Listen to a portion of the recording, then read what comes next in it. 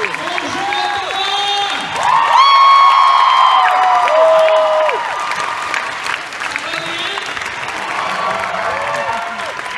all I can say, so hello.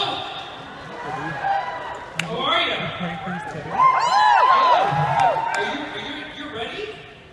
For the first question, I will in a second. You can step back there for just 2 seconds. Yeah. Don't worry, just wait 1 second. I just want to say thank you very much for having me. It's awesome to be here. I was filming till 4 o'clock in the morning. 3 o'clock actually, and then I took a photograph of myself getting into bed on, what is this? This Thursday night? Is it? Oh no, wait a minute. What am I talking? No, are you going to sit there the whole time? Yeah, fuck off. Thank you. My stage, fuck off.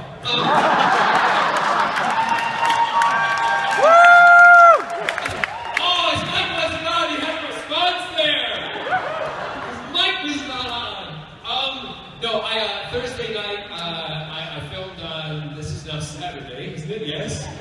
Thank you. I filmed till 3 o'clock in the morning on Friday, and then I went to bed, photographed. I got up at about 11 o'clock, then caught a flight to come here, and had the most annoying flight attendant on the plane. It was a nice flight, bumpy on the way up, but the flight attendant, he just kept talking, and to the person behind me, I spilled a glass of wine. Red wine. I know, it wasn't really all over the guy next to me, but part of it went on his black sweater, so you couldn't really see it. He was really cool about it, right? So the whole flight passes by. We're landing, get to Ottawa. We land, and we get up, and I stand up, and the woman who, Chatty Patty behind me, talked the whole way to the irritating flight attendant. I said to the guy next to me, is your sweater okay? Because I'll give you the information and I'll get you a new sweater or I'll get it clean for you. And he went, no, it's fine, it's fine. And the woman behind me, she went, well, I saw it dripping down the back of the seat when I picked my bag up. My bag was wet. And I went, well, you shouldn't buy a cheap bag then, should you?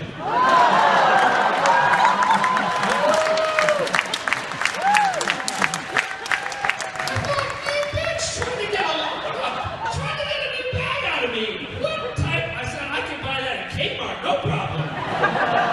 And she went, yeah, because it's so, this is what she said, this was hysterical. She said, it all dribbled down the back, and she said, my bag soaked up. I said, well, you better suck on your bag if you want a glass of wine then.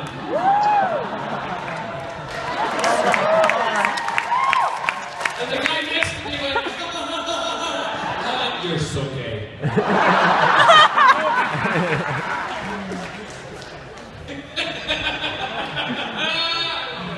Yeah, so what I really liked, that was the other thing when we were filming. I was doing I'm not going to tell you very much, but we were doing a scene, Steven and I, another one. I know, he is so freaking hot, isn't he? God loves what you put in the water in Canada. Yep, because he's big all over. I call him Steven.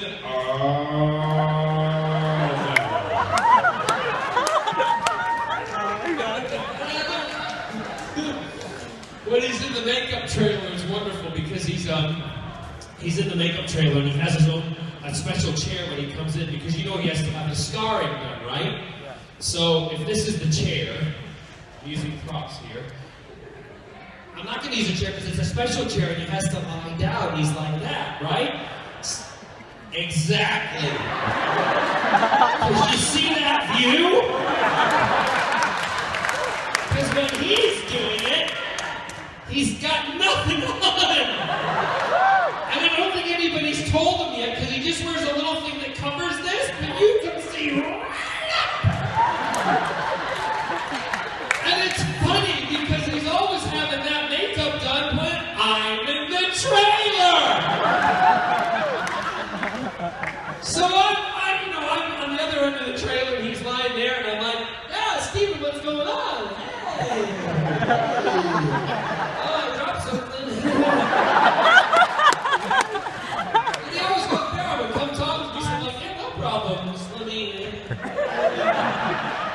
What are you doing? And he said, don't you have a flight to catch? I'm like, yeah, but I can miss it, no problem. Not a big deal.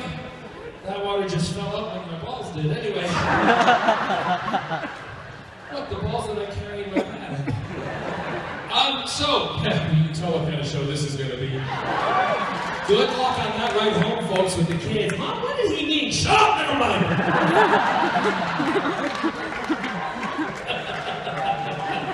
You take the good, you take the bad, you get them all in there, you have the facts of life.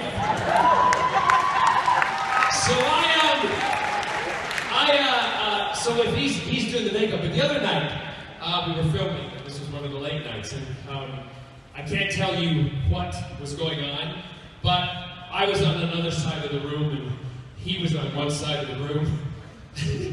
And I think I've rubbed off a little on him. Shut up.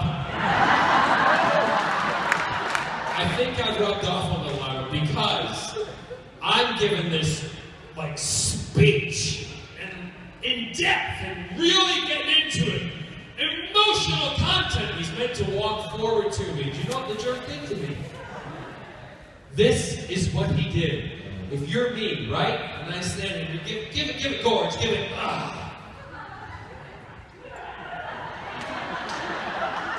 I said gorge, not poop. So he's supposed to walk towards me saying stuff like, Merlin, don't, da-da-da-da-da. And he does this, Merlin.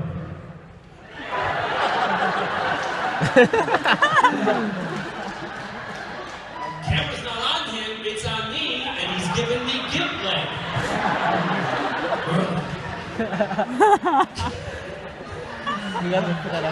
I literally looked at her and went, should I call you Peggy? Anyway, it was good fun. We have a great time on Arrow. We're having a wonderful time. I like to get right to the questions with you guys because I then feed off the questions. I feed off of you, and you feed off of me. Because I love them. I like to sing a song! You guys don't know who I'm looking at back here, do you? Oh no, there's somebody back here, let me tell you. And he's fit as a fiddle! I've just texted about it. You haven't looked, if you've been following me online this morning, come here. I want to introduce, I've been joking with him that this is my new Yonto. Look at this.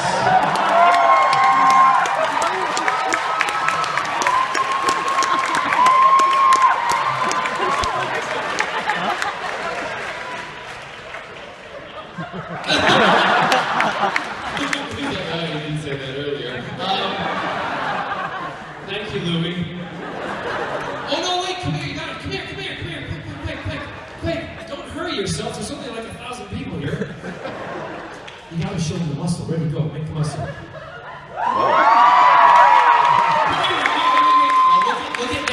look at them. Watch his face. This is what it was so cute. Ready? Make the muscle, Louie. Make the muscle.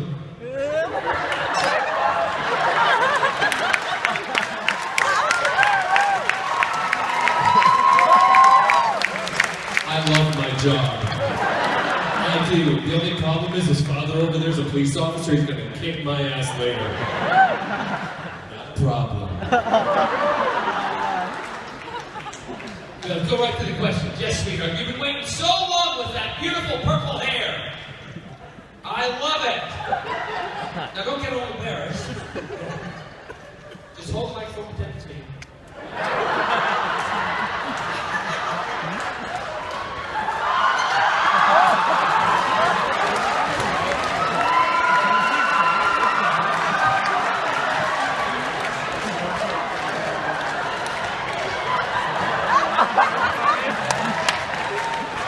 For those of you who did not see that, good.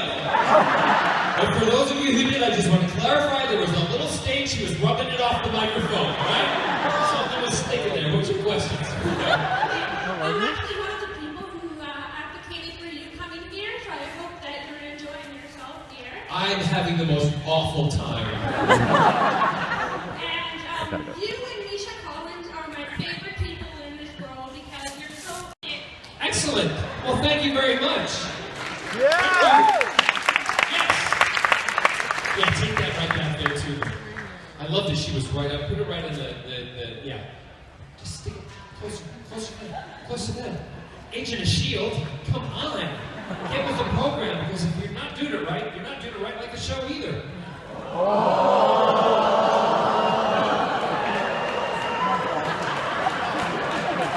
Little bit of controversy.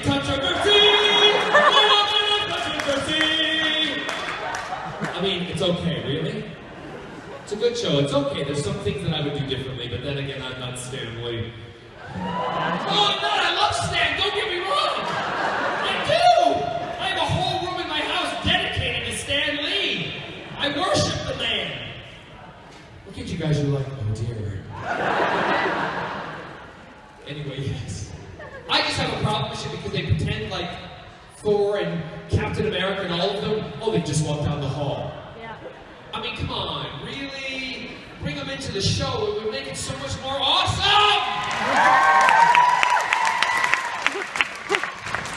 I'm gonna get letters from people. Yes. Thank you. Say it again. Bienvenue à Ottawa.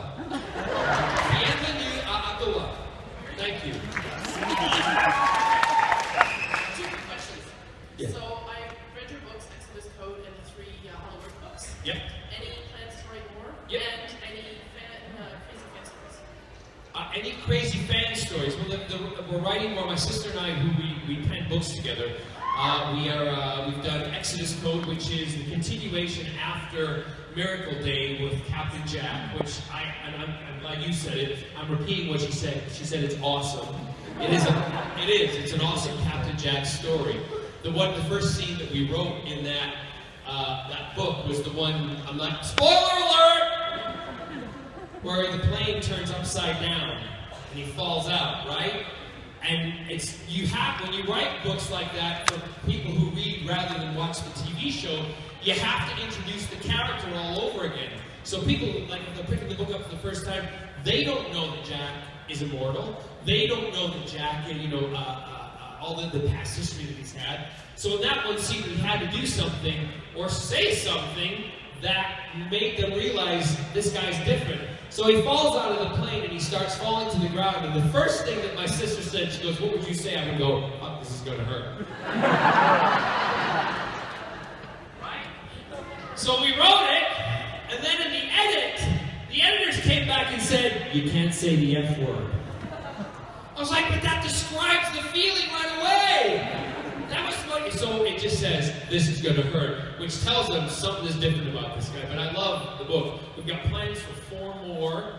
No, not Torture. We haven't been commissioned to do more Torture books yet, but we have been commissioned to do 4 more of the. The Hollow series will finish, and then we're renaming it because they're going to be older. We're moving them to more young adult because then we can do more with them. Get it? They grow up. But we're adding new characters and stuff like that, and it's really going to be really, really interesting. Fan stories, crazy fan stories. I don't think my fans are crazy, I just think they're just gifted. Because I'm a little nuts, I'm a little bonkers, excuse me while I do this.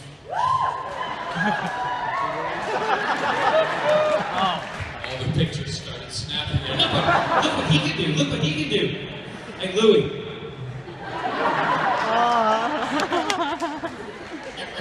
He just threw up.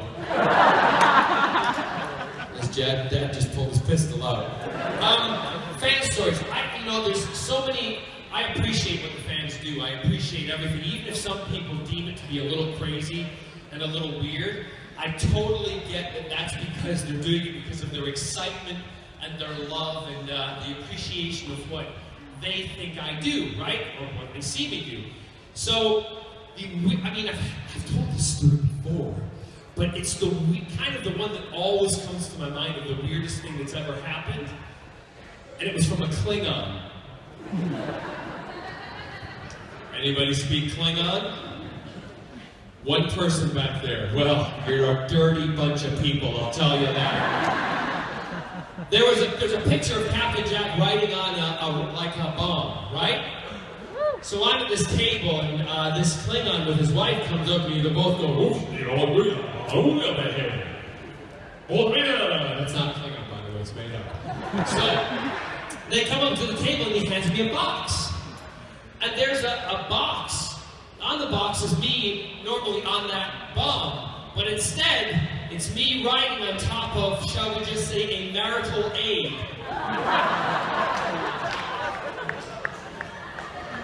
Yep. Oh, yes. And I'm thinking, what am I going to do with this? How do I, when I say thank you very much, I can't wait till I get home. So I just said thank you. Now, as always, all the gifts that I'm given, all the letters that have been written to me, I do read them and I take them home and I go through this stuff and I see what is appropriate to keep and what is appropriate to donate to the Salvation Army.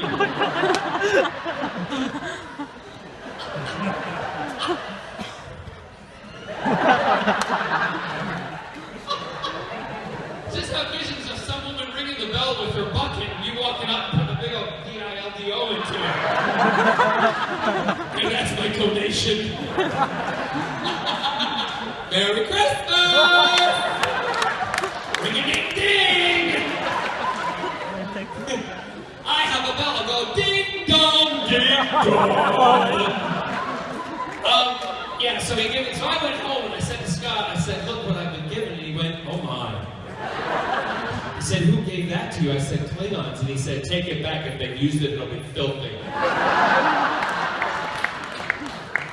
So yeah, it's that kind of stuff. But again, I appreciate it. I thought it was funny, I got the laugh out of it, it's given me a great story. And the woman at the Salvation Army, she's out there ringing that bell every year waiting for me, I'm telling you, to make my donation. Thank you. You're welcome, yes. So, thanks for being such an amazing and queer character, because, like, as a child, I didn't have any kind of representation like that, because we definitely say good. So I just want to know if you've ever had any, like, negative feedback, or just, like, anything negative that's come from being that, you can say the word gay. No, Jack isn't, but John is. I think we all know that.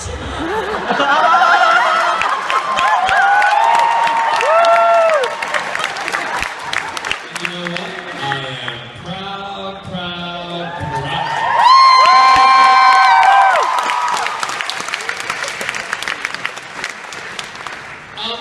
Okay, any negative feedback?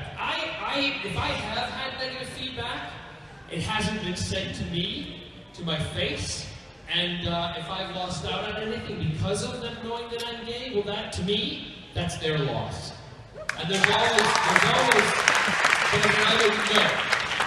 And the one is my manager, Gavin, who's here today with me. There's also you all know him from Twitter and all that kind of stuff, and always falling off his horse.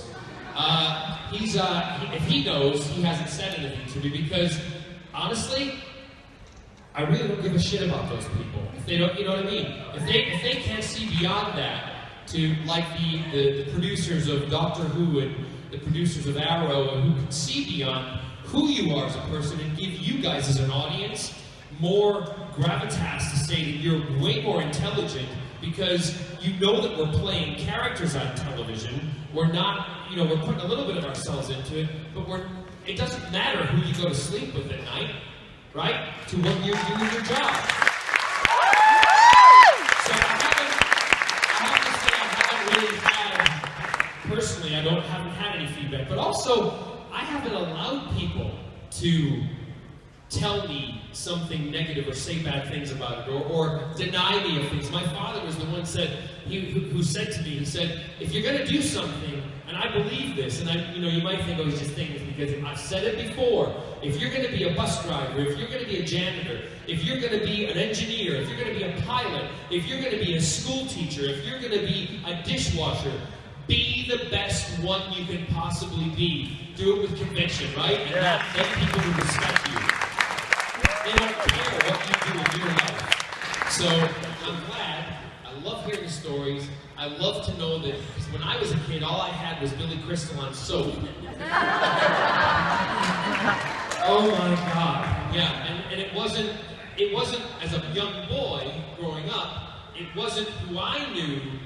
I knew that there was obviously different types of gay men, but I didn't see any of them on television. The only criticism I would have, which some shows take the risk, they represent gay men and women as they are in real life. We have some, more effeminate ones, we have some butch ones, we have some middle-of-the-road ones, but on television it seems that we're always represented like this. Okay? I look fabulous, and I can be like that, I can act like that, but that's not who I am in the core. I'm a guy who likes to sit down, have a drink, watch some sports, particularly when the men are in Speedos. Right? Like I love watching rugby, especially, I love rugby. Yeah, especially the one where it's the tighter shorts. But I watch it with, if my dad's watching or other family members are watching. So it's nice to see that the character, and I'm so proud of this, the character that was written for me, Captain Jack Harkness, was representative of a kind of an omnisexual universe, but also a lot of young men and women looked up to him because he was open and was who he was. And that was the biggest gift so far that's been given to me.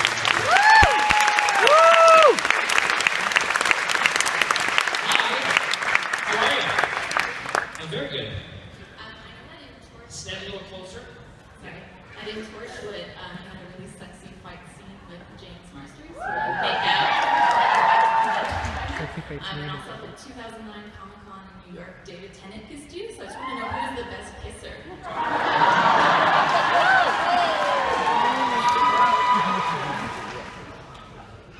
Louis. I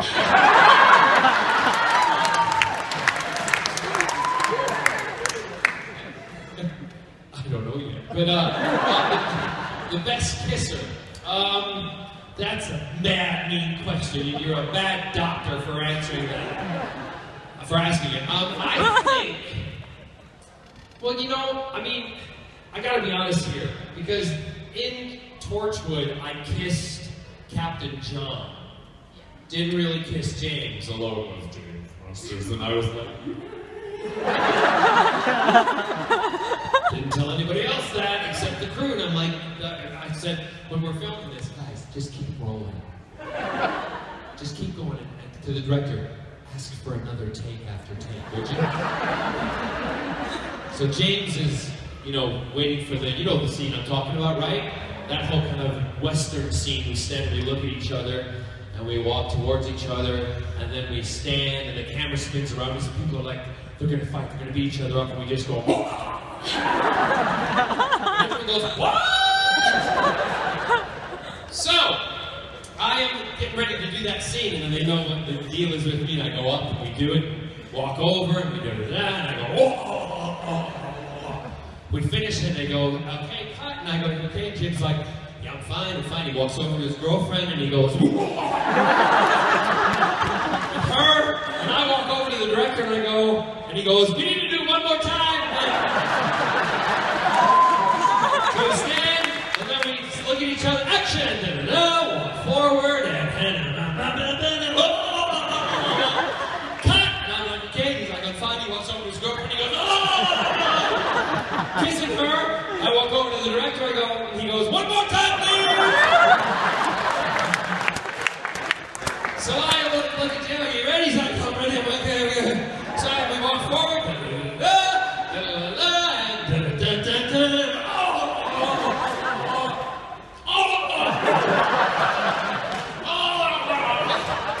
and he walks over, cut! Okay, he walks over to his girlfriend, he goes, I walk over to the director and I go, one more time!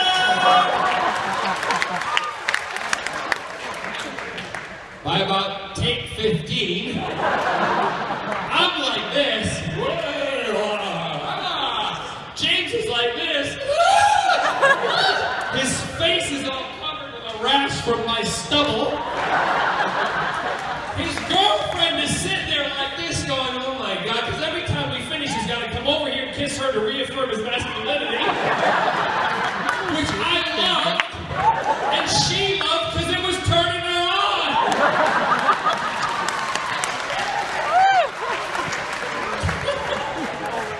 So, by the end of it, I think I wore him out. But it was awesome. It's like for 30 minutes, 40 minutes of my day, I just sucked face with James Marshall. Totally. And that outfit too was totally hot. Then, however, David, I had no idea he was going to kiss me. Or I was going to kiss him. I don't think he had any idea either. But after kissing David, it was, and David's very tactile and huggy because we're both in Glasgow. He's the case there, I'll forgive him for that. So kissy huggy, and I kissed him, and then Russell walks on stage and looks at both of us like, what the hell? Why are you kissing and not kissing me? So we both had to snog Russell. It became a orgy. So we have this phrase, if we all get together, it's called a orgy. Again, he's living the dream. I know I am. Wouldn't you like to live in my world? I'm sure you would. Because one thing is, I wouldn't be kissing you. Oh, I don't mean that because, no, she's pretty, but she's got, boo-boo jiki. I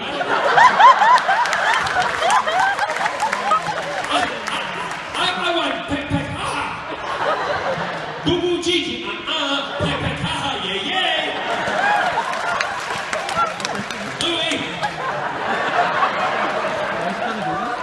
Louis back there going, what? He's looking at me, what does peck, peck, ha-ha mean? I'll tell you later. He's got a thumbs up, I got a thumbs up! Oh, thank you. Very much so. I see how I got around saying who was the better one? Media training.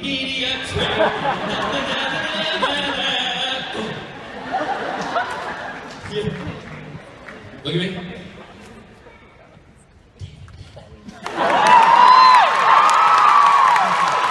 Only because he slipped me the tongue. Yes. Hi. So I think we all know that you're an amazing singer. So I have a request.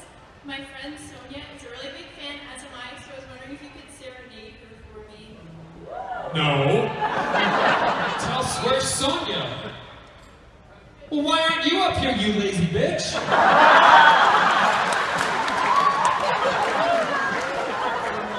Oh, here she comes now.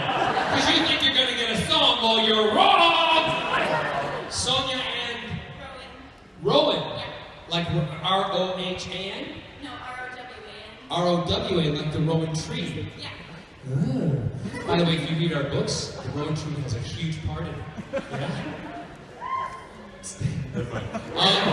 How old are you? I'm 16. I will walk away from that one. Wait a minute, I got an idea. Because where's that young man where is he? The What About Us man? Come here.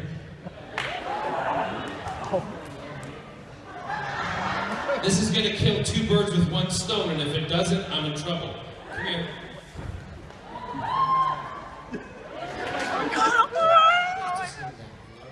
Okay, now don't wait, don't be, oh my gosh, what is on your phone? Who is it? Jessica Nicole. Oh! How old are you? 19, you can look at pictures like that. Oh, you're gay, you got a picture like this on your phone? Never mind. That's not yours. Okay, so can you sing? Okay.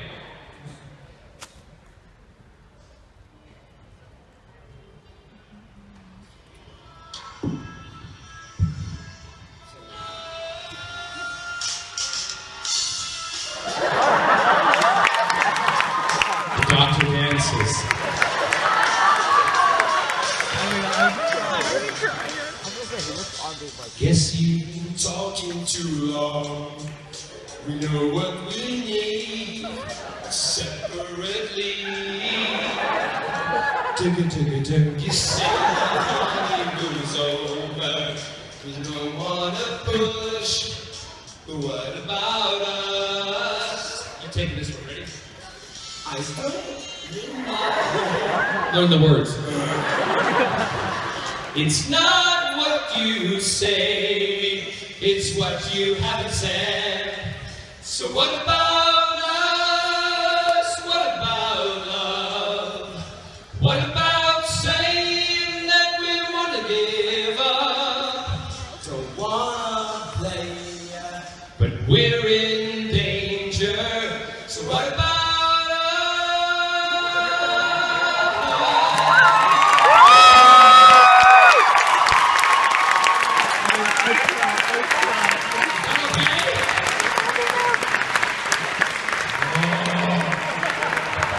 You're a greedy game too. I got longer arms than you do. Here, everybody, photobomb, ready? 1, 2, 3, 4, 5, 6. There you go. Thank you very much. Merci beaucoup. Merci à toi. Au revoir. He's got a Gigi on his phone. Jeez Louise. Thank you, ladies. Is that okay? You're very welcome. And you know I'm only joking about calling you a BIT, right? Yeah. So sit down. Yes. Hi. So I know everybody else is going to ask about the Hugh and the Arrow questions. So mine is, if you could work with any actor or actress that you haven't worked with yet, living or dead, who would it be and why? I have to, living or dead? Well, I have to go for dead. Okay?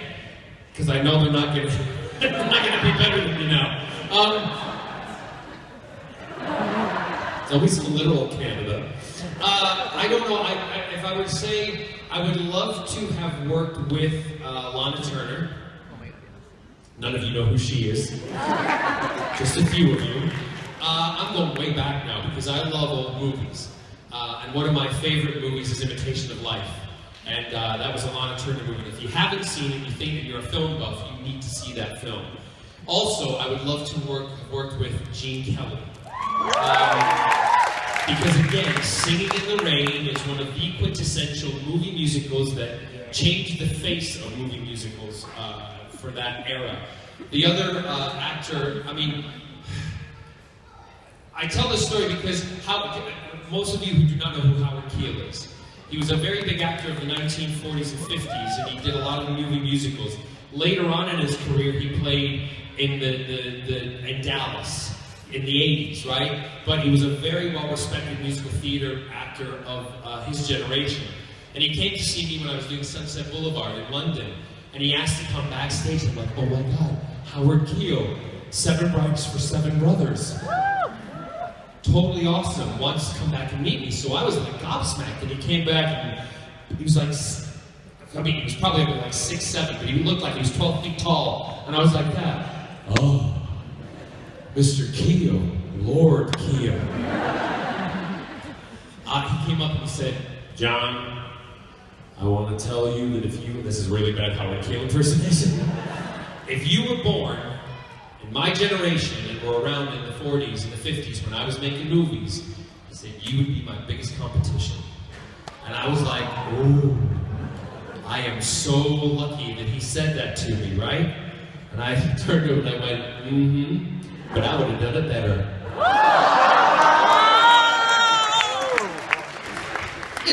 He did laugh. I was joking when I said that. But yeah, so who else? There's not really, because I kind of don't look at a lot of the modern actors. I would love to work with a lot of them, but I don't look at them and go, oh my gosh, I want to be like them. It doesn't work that way for me. I enjoy what they do on screen, and that makes me want to do something with them. Stop it! The lady who plays, her name's Gwen. She plays, on Game of Thrones, Baratheon. Oh, yeah. Don't tell me. Wait a minute. Wait. No, she's not a bride. Gwendolyn Christie, yes. I couldn't remember her last name. If you say, you know what I'm talking about? The big tall one. Game of Thrones. Don't spoil anything, because I don't know what happens. I'm not there yet to her. Okay, so don't say nothing. I just started the season 4 last night. And that wedding. Oh, the second one. I hated that little son of a bitch. But testament to the actor who played him, I was like that, so what?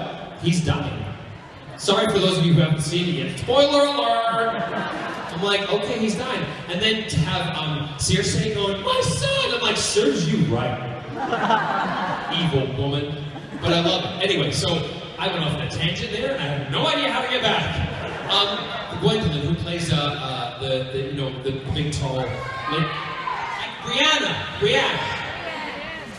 Brienne, yeah, I can't remember the name, but I would love to do something with her. Because if you've ever met her in real life, she's fantastic. And she is the biggest, tallest woman I have ever met. And she's not a lesbian. I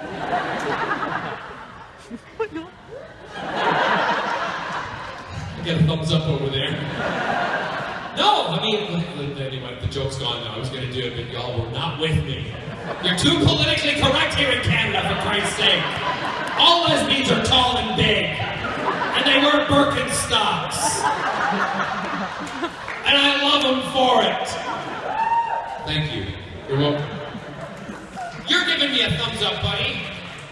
Yes. I was just wondering, how did you react when you found out Jack was the face of the David and I were working the day the script came out. And I don't like to read ahead. I like to, do an episode, like what I'm doing an hour right now. I like to know the episode that I'm doing, and then I'll worry about the next episode when we get up to it. Then I'll do all my prep work, and then I'll learn all the lines. So we're filming the sequence, the show, up to the point of the next script where I reveal that. And David comes running up to my trailer, and I'm having my lunch, and he goes, I'm like, come in, he goes, get over there, don't tell me! Bitch, shut up! Bitch, get up! Get back to your trailer! Off he goes. Next day, lunchtime, still haven't read it, I get this. Come in! Have you read it yet? No! Get back to the trailer! I don't want to know anything, but you don't understand. I do understand, and I don't want to know!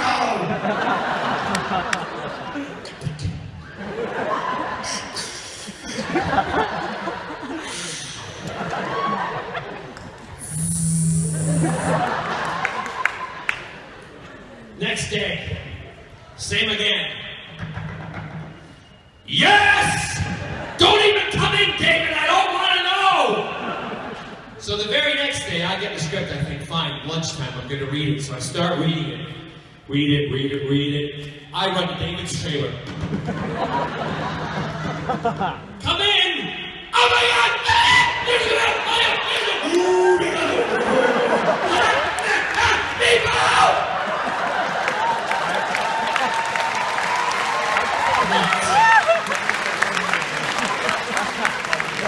And then he went, get out! So I was very excited. And then when we had filmed the episode, and we're getting up to that scene in the show, and some nights we would like to hang out at, my place or wherever, and we'd have a dirty pizza night, right? No, it doesn't mean anything rude. Just because pizza's not the thing you should eat all the time, right? So that's why we call it dirty pizza. So we would, stop it. So we were having pizza. The scene was coming up, and I got up out of my chair, and I walked up to my window in my condo, and I opened up the window, and I pushed the window open. And David went, what the hell are you doing? I said, I'm just listening to hear the nation's jaw drop. And yes. You're welcome. I wish Dad was here. Hi! question. I have a question for you. Where'd you get your glasses? Because I really like them. At the optic place? Okay. At the doctor's office, they're much cheaper at Costco. There was no option with his eyes? No. What's your question?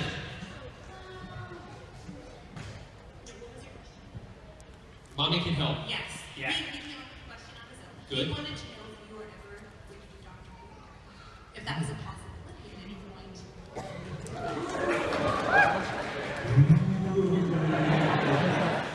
I honestly don't know. Because it's not up to me. I'd say to all other little boys and girls like yourself, and to all those other little boys and girls sitting out there, slightly bigger ones, I would love to play Captain Jack again, but unfortunately they don't ask. So there's nothing I can do about it.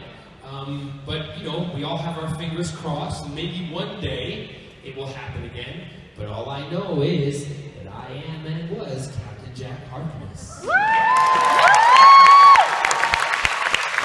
So keep your fingers crossed, and maybe in 20 years, when you're 25, 24, I will come on in a long gray coat, in a Zimmer frame, with a TARDIS strapped to my back, and a vortex manipulator, and I will say, Captain Jack Harkness.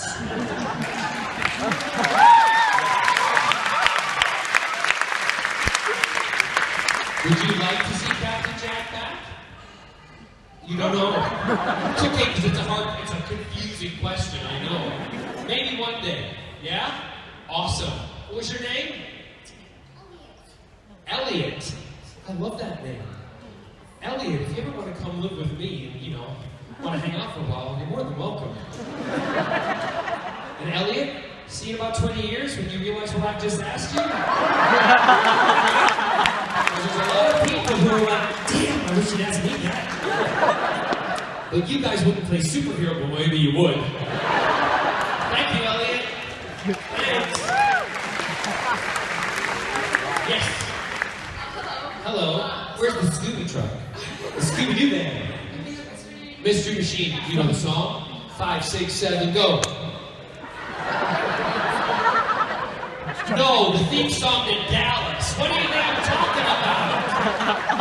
Velma? 5, 6, 7, 8. 5, 6, 7, 8. Scooby, Scooby-Doo. Where are you? Got some work to do now. Come on, Scooby-Doo. Where are you? Scooby, Scooby-Doo, don't do the poo. You don't have your poo pad now. Next question. So I know that I am so on the spectrum, it's not even funny. So I know that some people found Torch for Miracle Day kind of like a bad American spin-off of Torchwood. Yeah, well, you can all suck that. Who said that? Yes? Did you not like it? I thought it was okay, but I wanted to know what your opinion was. Like, if you like. Well, that's like asking me if that's like asking, I mean, that's not a fair question to ask me, because I'll be honest with you. For the people who didn't like it, then don't watch it. But for me, I was so happy and proud that there was still a Torchwood story that was still being made. So that, I gotta be.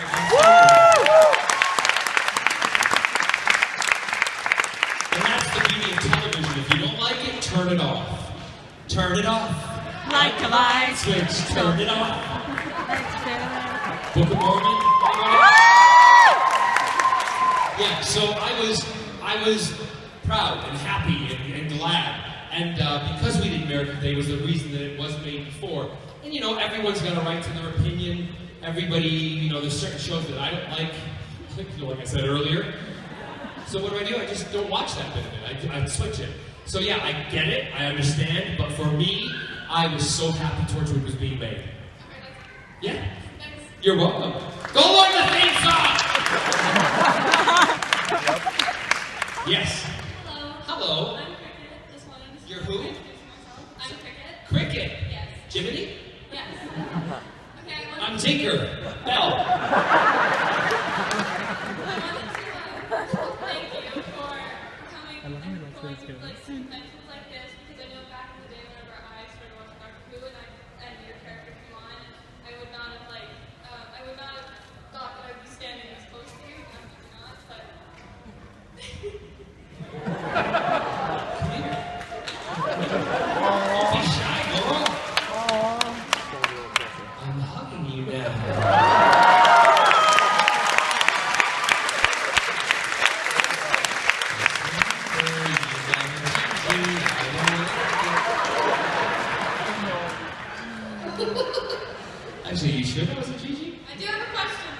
Yes. Two people got that joke, by the way. First of all, I wanted to ask if do you prefer theater work or television work better? Well, first of all, let me tackle that. I never answer favorite questions, but the difference is that theater work, you're on 8 shows a week, your time is consumed, your evenings are consumed. My husband, Scott, his day at work is during the day. I would be home during the day, he wouldn't be home, and at night, when I would go to the theater, he'd want to go to dinner and I wouldn't be there, so we never saw each other. So I did 16 years of theater in the West End and also on Broadway, of musicals and plays and stuff, and when I went into television, I love what television has given me, the freedom to have a bit of a life. Although we work 16-hour days, I still get to see Scott, or Scott comes with me when we go places, so that's that question. So I love both of them for different reasons. A theater like this, I love this because I thrive off of this. I thrive off of hearing you laugh. That is the best drug in the world. And right now, I am so high, it's not even funny. Someone will put that clip out without me saying the first part. And if you do, I am high on laughter. I also just wanted to know that, which character have you found the most challenging to bring on? Ooh, the character I found the most challenging for me, it was probably not any of the ones that you've probably seen on television. Because the one thing that I've learned about television is the more you put a little bit of your own personality into those characters, the more you guys like them. Because when I read the script for Malcolm Merlin, I was like, ooh, they're not going to like me. They're just not. It's going to be a bad guy and that's it. How can I make him differently? And the way that I made him a little different with the character, and I think the reason you like him, and you'll understand when I say this for those of you who watch, I do the meanest of things, the crappiest of things to people, and at the end of it I just go, and you know that's me. That John Barrowman has just loved that he's kicked the crap out of somebody, right? So it's that kind of thing. I like to put a little bit of the personality into it. The character that I probably found the most challenging was a musical I did for Sam Mendes in London, and it was called The Fix. And I had to play a young politician who was here we go, married, prostitute-loving, heroin, coke, and manipulator of his uncle who was in a wheelchair character, okay? It was an amazing role to play. I got to do everything that I never ever thought I had to do research for it. It was unbelievable. I had to sit and watch people doing things to themselves at clinics that I was, that I had to learn. And in fact, one of the stories that I had to do, Cameron McIntosh came up to me one night and he said, Don, I want you to go out. I want you to do something tremendous. And Sam was like, yes, go out and do something that will shock us. So I went out, and as I learned in these clinics for people who were intravenous drug users, I'm trying to be as PC as possible here without saying a lot of stuff. They not only do it into the lungs, but they do it down in that area because they can find a vein. So I'm sitting, full house, and in this scene I'm in my underwear, and I've just dug in the garden, I'm covered in dirt, and I've just had sex with my uncle in his wheelchair to get where the drugs have been hidden, and I'm sitting there, and all of a sudden I'm singing a song called Child's Play, I think it was, and I'm wailing out this number, I know it wasn't Child's Play, but I'm just wailing out this number, and you think, oh, John Barrowman's singing, I pull out a needle, I do that, and I in my leg, I started hearing this. Like, what's going on? People were fainting. Just collapsing, and they're like, we gotta get him out. So I get, after the show, I'm back in my dressing room, and Sam comes back, and he's like, fantastic, that was great, it was wonderful. You really made an impact.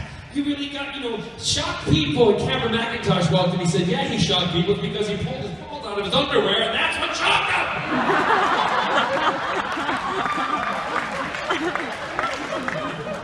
Nothing to do with the other thing. So, Cameron said, that scene is cut. That was it. So, yeah, but that was probably one of my most challenging. It was also the one that I was nominated for an Olivier Award for, so that was why I'm most proud of it. You're welcome. Yes, 10. Ooh, 10 minutes. Don't worry, we'll move as quickly as we can. Quickly as we can. Yes, sir. So, hi. Hi. So So, I was wondering, which character was your favorite out of all of them that you played? I kind of don't answer favorite questions because once I say something's my favorite, all of you guys on the internet don't let me change my mind. But I have to say, what's the favorite that you like that I played? Captain Jack. Okay, there you go. No, I love it. Again, and I would agree, one of my favorites is Captain Jack Harkness because it's a character that changed my life, and because of you guys, it changed my life also. So I will always love Captain Jack Harkness. Yes. Yes. Go ahead, keep talking. Don't worry about him. He's just a minion. Turn around, show me your back. Minion. And I love it. Yes. Go ahead. No, keep going. Hi. I know there's a video of you singing Anything I Can Do. Anything you can do, I can do better. Yeah. And I was wondering if you could give us a little snippet of it. I don't even know the song anymore. But I just sang for you. Were you not here? We only do it once. Dance monkey.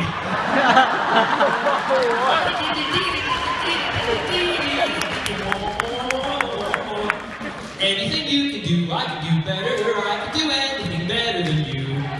Yes, I can. Yes, I can. Yes, I can. Yes, I can. I can do it. I can shoot a sparrow with the bow and arrow. I can also shoot the arrow with this bow and arrow.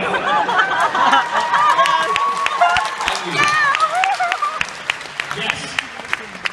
Just leave the microphone. Don't worry about it, because every time you walk up, they just stop and don't talk. Get out of here! Yes. Yeah, you've played Jack Harkness for so long and he was a good guy. And now that you're playing Merlin, how are you enjoying actually playing a bad guy against doing evil stuff? Love it. Yes, I get to, it's wonderful. But again, it's to make Merlin a likable bad guy. And for some reason, all of you who are watching Arrow, you've jumped on board, and I love you for that because you like him, but you don't like him. You know what I'm saying? And I'm so thrilled because as my mother, when I go home after she's watched an episode now, because they live in Palm Springs with Scott and I'll go over for dinner or something, and she's like, John, you're bad. Like, what? I watched Arrow last night, and I did not raise you to be like that. Mom, it's a show. I know it's a show, but everybody, when I'm in the supermarket, they know me, they know you, and they say, your son's an awful bad boy, and I don't like it. And I went, well, you're not complaining that it's bought you a new Mercedes, have you?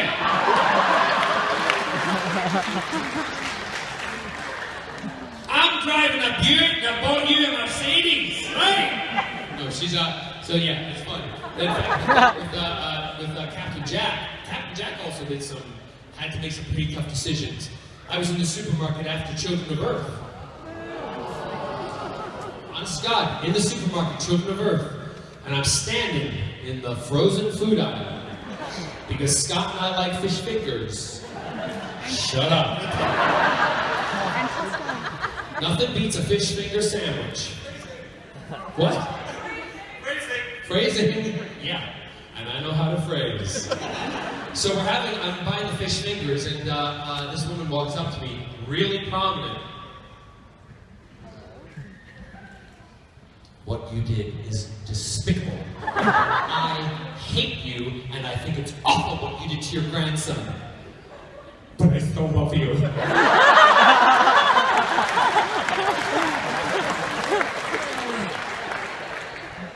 All day I got it. Seriously, people coming up to me, how could you kill your grandson? Awesome job. You're all sick. So yeah, but again, that's my job, to tell the story, to make you guys like and not like me. And I'm having a fantastic fun time doing it, so thank you for watching. Good job, man. Hello.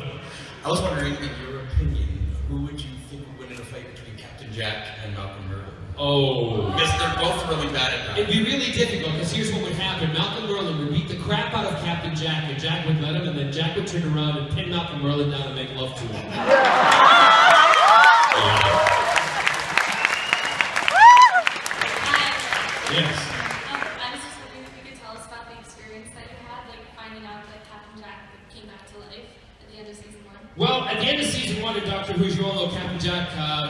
shot by a Dalek,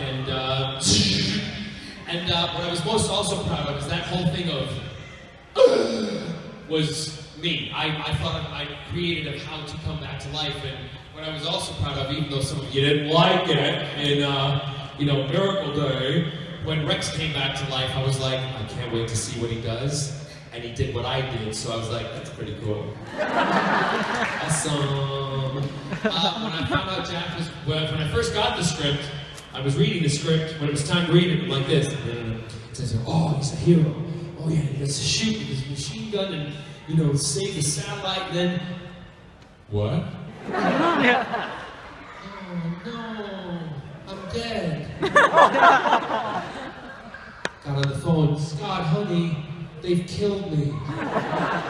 I was in tears. I'm like, they killed me. I'm not in Doctor Who anymore. It's been a lifelong dream. I was only in these episodes and now I'm done. What am I going to do? He said, well, you're just going to have to go for another job. I'm like, I know. I don't want to be in Doctor Who again. Please, who do I got to call? And then shut the script and I left it. Thought I was dying. I get to the read-through for the whole cast, letting them think I'm cool with this. They're writing me out, no problem. Saying to Julie, Gardner, Russell, yeah, thanks. And they're like, Johnny! And I'm like, why are they being so nice to me? Because they freaking killed me.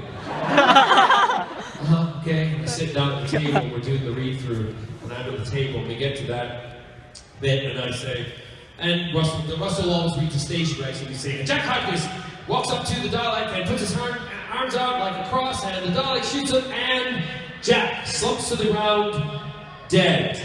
And I thought, usually when somebody dies, people applaud because they're like, it's the character's finished, and then nobody applauded. I'm like, you assholes.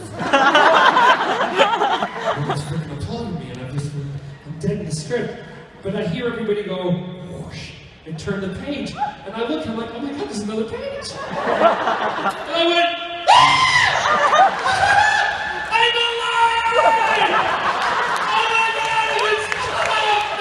The whole table like, are you okay? I'm like, I'm fine!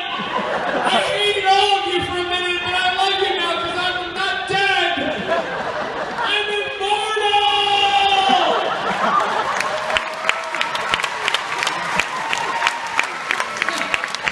Russell goes, are you okay? And I'm like, yeah, to quote a line, I'll be fine! So yeah, I didn't read it. The next page, I had no idea. I thought I was dead. Assholes. You're welcome. Yes. Hello.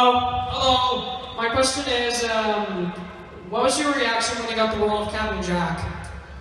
Ooh, when I got the role of Captain Jack, I got to a meeting with, again, Russell T. Davies and Phil Collinson. And there's something I learned about this story that I didn't know, and I found out the other day. I used to ride a motorcycle. So I went to the meeting. I was in all my leathers, right? Which is kind of maybe why Captain Jack in the first series wore leather, because I guess Russell and Phil really liked it. So I walked in all my leather gear, and I walked into with my helmet. I put my helmet on the table, and we had a talk, and I read for Captain Jack. I read him as an American. I read him as a Brit. I read him as a Scot. I read him as many ways as I possibly could because I really wanted that job. And I said to them after we talked for 20 minutes, and I told them about the passion of growing up with Dr. Who, that as a little boy, I watched it on the sofa, hiding behind it sometimes, from the off times that my mother used to actually put me in her coat when I was walking along the street because I would not walk past a shop window with a shop dummy in it. I was a child of Doctor Who, so this was my dream, ultimate gig, and I wanted it. So I told them about my passion.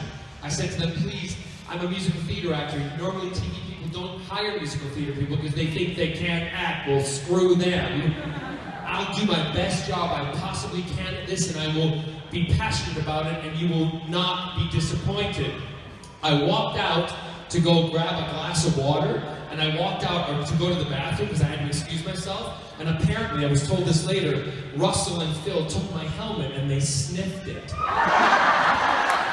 And they were like, oh my God, it smells so good. I came back in, had another chat with him, not knowing that this was, Russell told my sister that, that's how I know that snippet of the story. So I came back in and I talked to them. I left. I go back on my motorbike because I had to do an afternoon matinee of Anything Goes. And I get back in the motorbike. I go to the show. My niece Claire's with me in the West End. We're walking from where I parked the motorcycle to the theater. I get a phone call. I answer the phone, and it's it's the casting director for Doctor Who. He said, "It's unanimous. It went to all the heads of the BBC. You are Captain Jack, but you can't tell anybody." And I went, "Yes!" I ran up against the wall, did a walk up, backflip off the wall, and I went, "Woo!" An old woman comes up, she says, "Are you all right, dear?" And I said, "Yes, and I can't tell you!"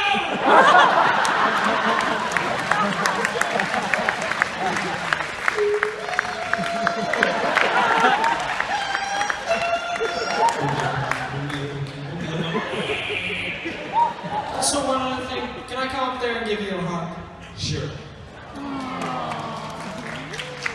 Since you've already given me 3 today. Tender moment seems as good a time as any to say we have time for just one more question. Okay. I know, I'm terrible. Piss off! One more question. Can I sell the question? Actually, sell it. There is a kid behind Wait, me. you know what? We're going to do your question quickly, then we'll do the Okay, other good. question. Then I don't have to sell the question. Okay. Was it your idea or Stephen Moffat's idea to have John Barrowman's big secret in the 5-ish Doctors? It wasn't anything to do with Stephen Moffat. No. Oh, it's trust it. No, because it was written by The Big Secret. It was written by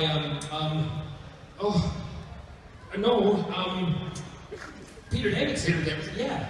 Yeah, it was his idea, but that came also from me because I always used to joke with them on the Doctor Who set, because I'm outrageous. I like to have a good time. My motto is, if you don't like me, you're not going to like me, so why should I try so hard to make you like me? But just like me for who I am. And on set, even acting like this and being silly and fun, they used to say to us, "Barrowman, you're so outrageous." I'm like, "Yeah, don't tell anybody." They're like, "Women let you hug them, touch them, kiss them, do what you want to them." I'm like, "I know, it's fabulous. Wait till I'm 52 and I tell them I'm coming out of the closet as being straight and I got a wife and kids." Then they'll be like, "Whoa." So that was the joke, and that's how that all kind of built up, yeah. Yeah, you're welcome. Yes? I'm wondering, how did you feel when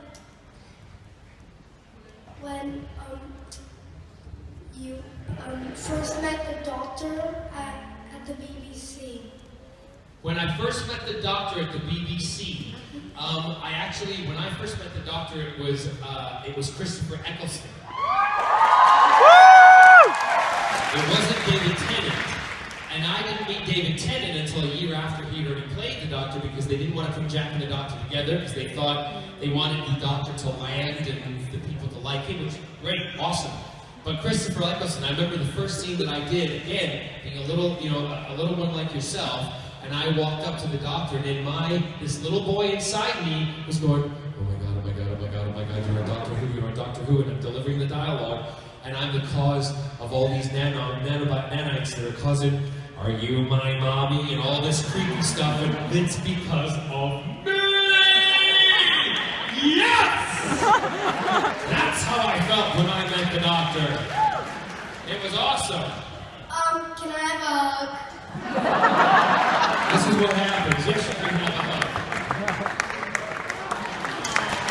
Awesome. This last gentleman right there. Come on. So, oh no, sweetheart, sorry. Little boy. Sorry, go ahead. Wait, what was your question anyway, sweetheart? Yeah, quick. It's kind of long. I love you that you love me. Thank you. Yes. What's the best part of playing Captain Jack Harkness? That people like me. And also, that he's a hero!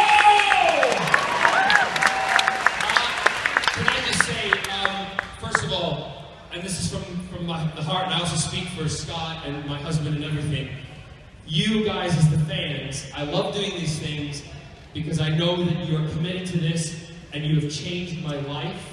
You have changed the world that I live in. I live in the dream that I've always lived as a little boy. And everybody has a dream. I know they all don't come true, but know that you can live your sci-fi fantasy dreams through me because I will be there for you. No problem. And I thank you. And I love